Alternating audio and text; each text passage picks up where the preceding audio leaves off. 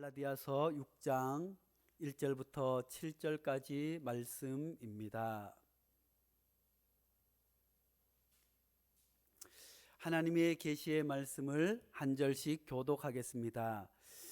형제들아, 사람이 만일 무슨 범죄한 일이 드러나거든 신령한 너희는 온유한 심령으로 그러한 자를 바로잡고 너 자신을 살펴보아 너도 시험을 받을까 두려워하라.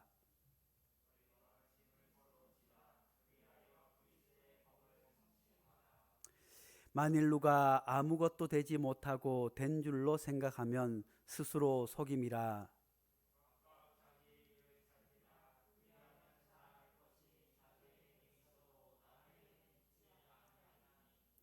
각각 자기의 짐을 질 것이라.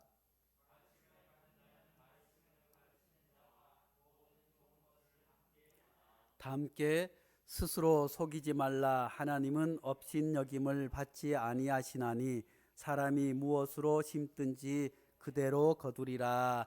아멘. 이 말씀은 살아계신 하나님의 말씀입니다. 오늘 수요일도 잊지 않고 주의 성전에 올라와서 또 가정에서 유튜브를 통해서 함께 자리한 모든 성도들에게 하나님께서 동일한 은혜를 내려 주시기를 간절히 원합니다. 코로나로 인해서 많은 교회들이 어려움을 겪고 있습니다. 큰 교회는 큰 교회 나름대로, 또 특히나 작은 교회, 상가, 개척교회, 농어촌 교회들은 더 큰 어려움에 직면해 있습니다. 또한 많은 교회들과 많은 신학자들과 또 미래를 준비하는 많은 목회자들이 코로나 종식 이후에 한국 교회가 어느 방향으로 가야 하는지, 또 코로나 이후에 인류에게 닥쳐올 수많은 위기들 앞에 앞으로 닥쳐올 경제 위기랄지 가장 큰 것은 기후 위기 앞에 한국 교회가 어떻게 대처하고 어떻게 나아가야 하는지 큰 고민을 안고 있습니다. 그런데 무엇보다도 한국 교회의 가장 큰 고민과 걱정거리는 다음 세대가 교회에 점점 줄어든다고 하는 사실입니다.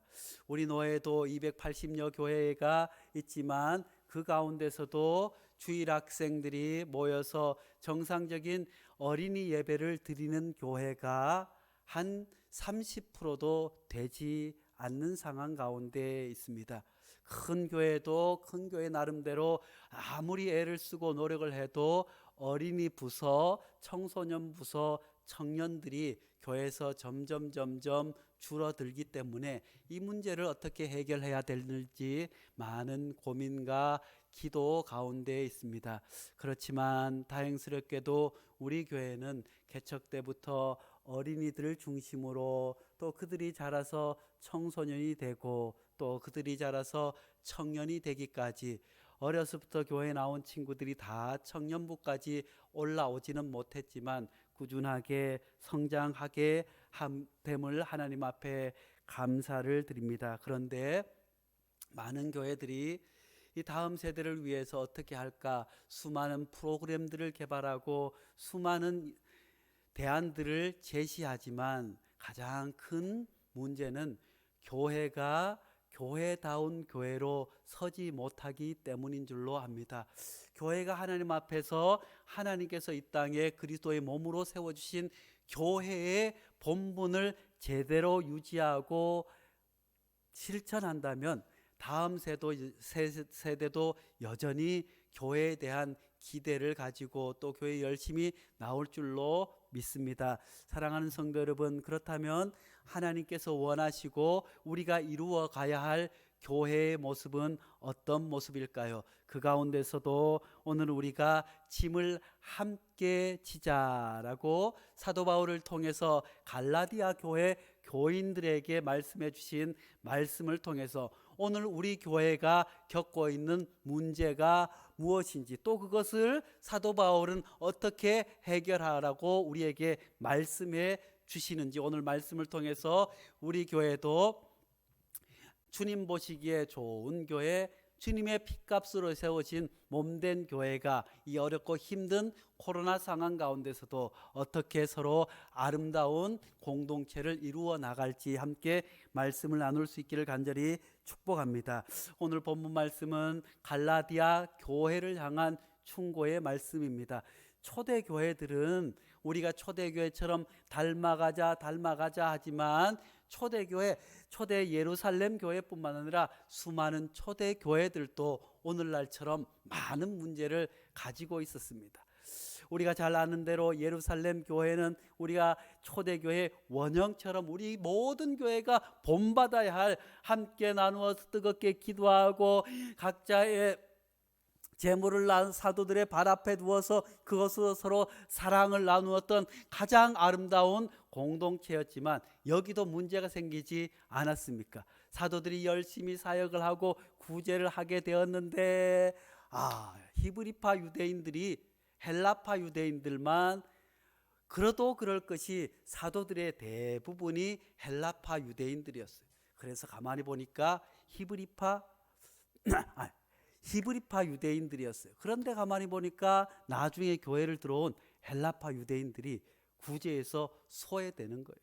그래서 사도들에게 이야기를 하니 사도들은 그 이야기를 듣고 드디어 자기들의 잘못을 깨닫게 됩니다. 그뿐만 아니라 그 문제가 일어났을 때도 헬라파 유대인들은 그냥 떠벌리지 않았어요. 아이고 사도들이 왜 이렇게 하느냐, 아이고 교회가 문제가 있지 않느냐, 아이고 교회를 이렇게 문제가 있으면 되냐, 이렇게 하지 않고 조용히 그 문제를 가지고 사도들 앞에 와서 이야기를 하니 사도들이 그 이야기를 듣고 주님 앞에 전혀 기도하고 말씀 연구해야 되는데 구제에 너무 신경 쓰다 보니 실수가 있었구나. 그래서 초대교회 7 집사를 세우게 된 줄로 압니다.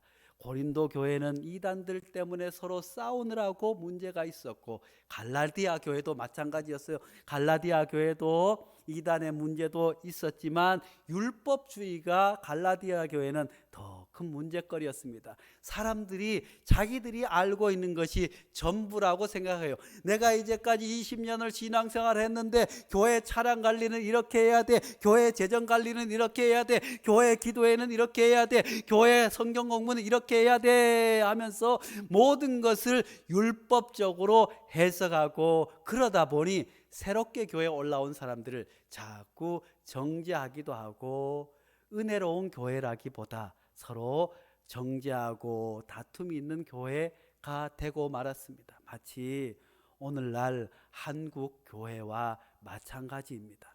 한국 교회가 한때 7, 80년대는 뜨거운 성령 충만한 공동체였습니다. 그래서 교회에 모여서 함께 기도해서 누가 아프다고 하면 함께 안타까운 마음으로 기도해서 그렇게 해서 하나님께서 치유의 은혜를 베풀어 주시기도 하고 가난하고 어려운 가운데서도 구역 예배를 통해서 누가 어렵다고 하면 조용히 교회에 찾아와서 이야기를 해서 또 교회 공동체가 함께 모아서 그들의 병원비를 대주기도 하고 또 어려운 문제들을 해결해 주었지만 오늘날에는 사회복지도 예전보다 더워졌지요. 그리고 오늘날 세대가 개인주의로 있다 보니 교회들에서도 사실 사랑을 찾기보다는 서로 내가 잘났다. 그래서 많은 교회들이 서로 다투고 어려움을 겪는 일들이 많이 있습니다.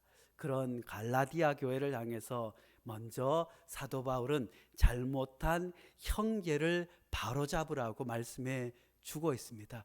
오늘날 부족한 종도 목회를 해오면서 그저 은혜롭게 혹시라도 이렇게 이야기하면 상처를 받아서 떠나지 않을까, 저렇게 이야기를 하면 또 다툼이 있지 않을까, 이렇게 이야기하면 오해가 있지 않을까 해서 바로잡지 못하고 미루고 봐주고 분명히 짚고 넘어가야 할 문제인데도 혹시라도 공동체의 숫자도 적은데 떠나가면 어떨까 그런 마음으로 지내보다 보니 그 기회를 놓쳐서 나중에는 더 큰 시련과 아픔이 우리 교회도 몇 차례 있지 않았습니까? 그러므로 교회는 어떤 문제가 있을 때 비록 지혜롭게 그 문제 일으킨 분들과 잘못된 것을 잘 가르쳐야 함을 우리에게 말씀해 주고 있습니다. 1절 말씀입니다. 1절 말씀에 형제들아 사람이 만일 무슨 범죄한 일이 드러나거든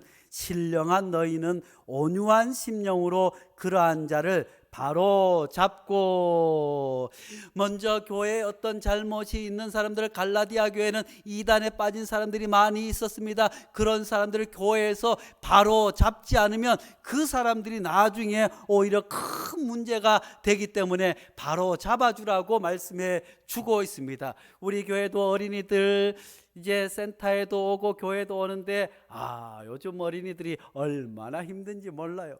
집에서도 야단도 안 맞아 본 것 같이 그렇게 해서 그냥 어른이 있으나 잘못했으나 누가 지적하지 않으니 계속 하게 되는데, 처음에는 이렇게 이야기를 하면 막 화를 내고 막 하지만 나중에 조금씩 하면 아이들이 달라지는 모습을 보게 됩니다. 가정에서도 어린이들을 키울 때, 아이들을 키울 때 어릴 때부터 할 것은 분명히, 또 잘못된 것은 분명히 지적해 주지 않으면 그것이 쌓여서 크면 절대 고칠 수 없는 것처럼, 교회도 어떤 문제가 있을 때 그 부분을 처음부터 바로 잡아주지 않으면, 그렇지만 거기에 분명한 원칙이 있습니다. 온유한 심령으로 절대 미워하거나 상처를 주지 않고 온유한 심령으로 그러한 자를 바로잡고, 그리고 너 자신을 살펴보라고 말씀해 주고 있습니다. 사실 우리가 자녀들이 키우고 있지만 내 자녀를 훈계하고 야단칠 때하고 남의 자녀를 훈계하고 야단칠 때의 차이가 무엇일까요? 내 자녀를 훈계하고 야단칠 때는 아파요. 왜 아플까요? 나를 돌아보게 돼요. 내가 이렇게 안 했으면, 내가 이렇게 쉽게 화내고 조금 참았으면, 내가 좀 더 자녀들에게 모범을 보였으면 내 자녀가 이럴게 하면서 아픈 마음으로 자신을 돌아보기 때문에 그 자녀에게도 부모님의 진심이 전달되어서 수정이 빨리 되지만, 고치는 것이 빨리 되지만, 교회 안에서도 그렇지만 다른 아이들은 부모님들이 야단치는 것처럼, 제가 아이들에게도 가끔 야단치고 소리도 치지만 자기를 돌아볼 겨를이 없어요. 그러므로 우리가 교회 안에서 어떤 문제가 있을 때, 교회 가정에서도 부부가 사랑해서 결혼했는데 때로는 다투기도 하고 때로는 싸우기도 하고 때로는 갈등이 있기도 하지 않겠습니까? 그런데 모든 생각과 배움과 모든 것이 다른 환경에 있는 성도들이 모인 교회라고 왜 문제가 없겠습니까? 그럴 때 특히 이단에 빠졌거나 아니면 문제가 있는 부분들을 잘 지혜롭게 지적할 뿐만 아니라 그때 자기를 돌아보아야 성숙한 공동체가 되는 줄로 압니다. 그렇지만 오늘날 한국 교회가 지적하고 가르치기는 잘 하는데 개인들마다 자신을 돌아보는 일이 게을르기 때문에 서로에게 상처를 주는 공동체가 되지 않았나 돌아보게 됩니다. 사랑하는 성도 여러분, 우리가 함께 신앙생활하며 어린이들이나 청소년들이나 모두 잘못된 것이 있으면 분명히 지적하고 잘 될 수 있도록 함께 온유한 심령으로 고쳐줄 수 있는 공동체 될 수 있기를 간절히 축복합니다. 또 교회 공동체를 향해서 말씀해 주고 있습니다. 짐을 함께 지라고 말씀해 주고 있습니다. 우리 교회도 짐을 함께 지는데 제가 부족해요. 그래서 웬만한 일이 있으면 제가 다 움직여서 하려고 하다 보니 늘 평일에는 작업법을 잊고 늘 하지만 지혜로운 목사님들은 절대 하지 못해서 그럴 것이 아니라 할 수 있음에도 불구하고 자꾸 집사님을 불러서 집사님 이것 좀 해주세요, 또 저것 좀 해주세요. 저는 생각할 때 그 목사님들이 그런 걸 할 줄 몰라서 그런가 했더니 다 할 줄 알지만 지혜로운 목사님들은 일을 잘 공동체에 분담해서 시켜 주어서 교회도 잘 성장하는 것을 보게 되었습니다. 교회도 마찬가지입니다. 교회도 큰 교회나 작은 교회나 한국 교회는 큰 교회도 교사들이 굉장히 많을 것 같지만 해마다 새롭게 교사를 임명하고 구역장을 임명할 때마다 부교역자들이 한 2달 전부터 머리를 싸매고 전화를 하고 내년에 교사를 해주세요. 아니 아동부에 와보세요. 청소년부 해주세요.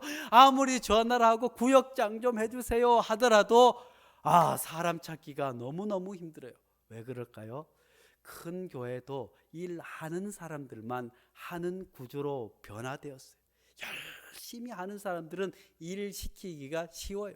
목회자들도 열심히 하는 사람들에게 일 시키기가 쉬워요. 그런데 잘 하지 못하는 사람 이것 좀 부탁해요 하면 다음에 또 잘 안 되기도 하면 그게 잘 안 되지만 사도 바울은 짐을 서로 지라고 말씀해 주고 있습니다. 2절 말씀에 너희가 짐을 서로 지라 그리하여 그리스도의 법을 성취하라고 5절 말씀에도 각각 자기 짐을 질 것이다.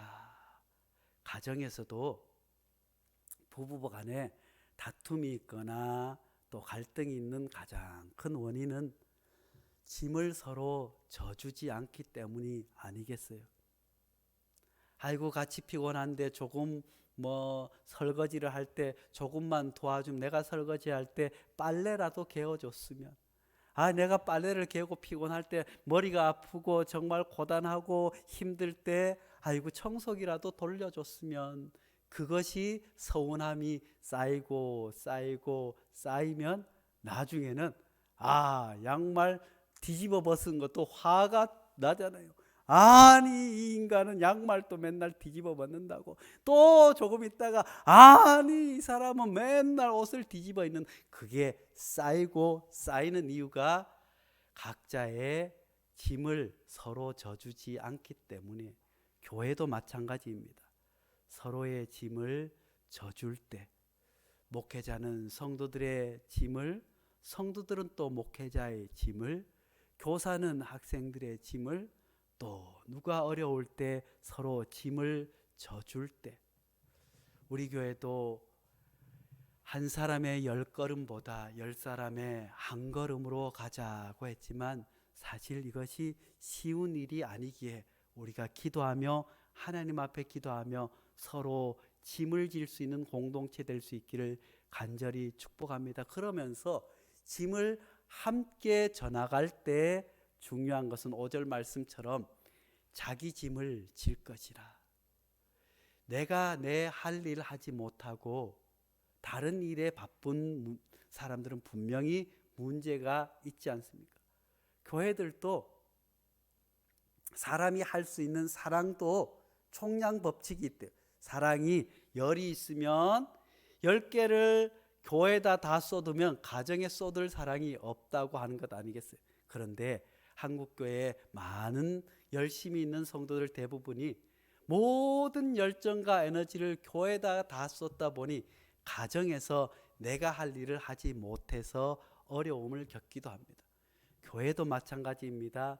교사는 교사의 역할, 또 집사는 집사의 역할, 중등부 교사는 중등부 교사의 역할, 아동부 교사는 아동부 교사, 자기 맡은 짐에 최선을 다하고 그런 다음에 다른 사람의 짐을 덜어주어야지. 그렇지 않으면 자칫 오해가 생기고 문제가 생길 수 있는 것 아니겠습니까? 그러므로 우리 사랑하는 성도들은 먼저 내가 맡겨진 짐, 가정에서 내가 어머니의 짐, 아내의 짐, 아버지의 짐, 가장의 짐을 먼저 철저히 잘 감당하고 그리고 서로의 짐을 져줄 때 하나님께서 그 가정에 복을 허락하여 주실 뿐만 아니라 교회도 하나님께서 지켜주었고 은혜로 함께해 주실 줄로 믿습니다. 그리고 마지막으로 그러므로 그리스도의 법을 성취하라고 말씀해 주고 있습니다. 우리가 교회 안에서 그리스도의 법이 무엇이겠습니까? 그것은 다름 아니라 하나님 보시기에 가장 아름다운 하늘나라 공동체를 이 교회 안에서 서로 맛볼 수 있는 사랑의 공동체를 이루어 나가는 것뿐만 아니라 주님을 알지 못해서 죽어가는 수많은 사람들에게 그리스도의 복음을 증거하는 것이 다름 아니라 그리스도의 법을 성취하는 일인 줄로 믿습니다. 그런데 그리스도의 법을 성취하기 위해서 짐을 서로 져야 함을 우리에게 말씀해 주고 있습니다. 2절 말씀에 너희가 짐을 서로 지라 그리하여 그리스도의 법을 성취하라. 사랑하는 성도 여러분, 우리 베델교회는 초대 예루살렘 교회처럼 그렇게 뜨거운 사랑을 나누는, 그래서 교회에 오면 서로가 행복하고, 교회에 오면 그저 마음이 놓이고, 교회에 오면 그저 하나님 앞에 찬양이 울려 퍼지고, 교회에 나왔다가 돌아갈 때 환하게 웃고 즐겁고 행복한 마음으로 돌아가고, 돌아가서도 다시 교회에 모일 날을 그렇게 그리워하고 사모하는 그런 공동체 될 수 있기를 간절히 축복합니다. 그것이 다름 아니라 주님께서 이 땅에 수많은 교회가 있음에도 불구하고 이곳에 하나님께서 교회를 세워주시고 우리를 불러 아름다운 공동체를 이루게 하신 것은 다름 아니라 세상에 큰 교회를 세우고 또 세상에 큰 일들을 하는 것 아니라, 그것보다는 그리스도의 법, 그리스도께서 우리를 위해서 목숨을 아끼지 않고 사랑으로 우리를 사랑해 주셨던 그 그리스도의 사랑이